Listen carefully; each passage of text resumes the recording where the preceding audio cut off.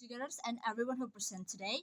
As the proposition team, we firmly support this motion. This House regrets the moralizations of the right way to live in public discourse. Let us begin with the definition of key terms in today's motions. So, by moralizations, we mean when public discourse, like through media, politics, education, or public campaigns, frames certain lifestyle as morally superior while framing other choices as inferior or even wrong. For example, when society says getting married is the right way while staying single is the wrong way, or when having children is praised but choosing child free is judged negatively. And by public discourse, we mean conversations and narratives that spread widely in society, such as through news, social media, public speeches, and cultural campaigns. So, under this motion, we as proposition regret the practice of labeling some ways of living as the right moral way. We believe this phenomenon brings more harm than good, and society would be better off if it didn't happen. Let's move on to our current situations. In today's world, especially with social media and public discussions, there is a strong belief that there is only one right way to live life. For example, people are often told that the correct path is to finish school, get a good job, get married, and after the having children and buy a house, right? If someone chooses a different path, like deciding to not to marry, living with their parents longer, or working in creative fields instead of traditional jobs, they are judged as lazy, irresponsible, or not successful by the society. This problem is even bigger because social media spreads these ideas very quickly, right? Influencers, celebrities, or even motivational speakers show certain lifestyles as the best or correct way. They promote things like luxury shopping, strict body standards, or perfect family life. When people see this every day, they start to compare themselves and feel like failures if their life looks different from others.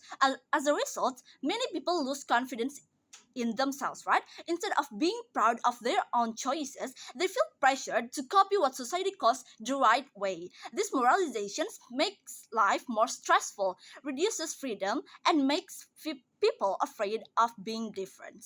Our goal in this debate are clear. First, we want to protect people's mental health by reducing the guilt and pressure caused by the society's judgments about how someone should live. And then the second is we aim to promote freedom of choice so everyone can live according to their own values without being ashamed. Now, let's move on to our two main arguments here. Firstly, our arguments is about unhealthy life standards. Moralizing the right way to live in public discourse creates unhealthy life standards. Why is this important? Because life choices such as career, family, lifestyles should belong to the individual, not to society's judgment, right? If public discourse keeps framing one path as the right and the other as wrong, people lose their freedom to decide for themselves. This matters because it doesn't just affect opinions, but it shapes real life decisions, right? People may marry, study, or work in fields they don't truly want, only to avoid being labeled as immoral.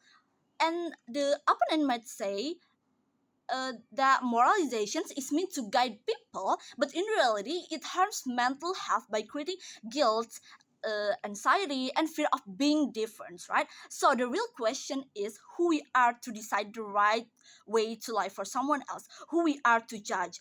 For example, people who don't marry at the socially accepted age often face harsh judgment, right? Even though their choice harms no one. Similarly, pursuing non-traditional careers can be labeled as irresponsible. But if this moralization didn't happen, people would feel safer to explore diverse life choices, and society would be more accepting of differences, and individuals could pursue happiness without shame of others. Therefore, moralization restricts freedom, creates unnecessary pressure, and damages mental well-being. Without it, people can live authentically without the burden of unfair judgment, right? And then our second argument is about social inequality and segregations. Moralizations of the right way to live creates social inequality because it divides people into groups, those who are seen as the right and those who are seen as the wrong one. The question is how are people treated differently. So when society starts labeling some lifestyle as good and others are as bad, people who do not follow the standard face unfair treatment, right? For example, they might get excluded from the communities, looked looked down on in the workplace, or judged harshly in daily interactions. This makes them feel isolated and less accepted in society, right? Over time, it doesn't just affect their feelings, but it also affects their changes in life, like getting a stable job, forming a relationship with others, or being respected in their community. Why is this important? Because moralizations doesn't create harmony, it creates divisions in society. Instead of judging people for their values or talents, they are judged for fitting into an idea of what is right. That weakens fairness in society, right?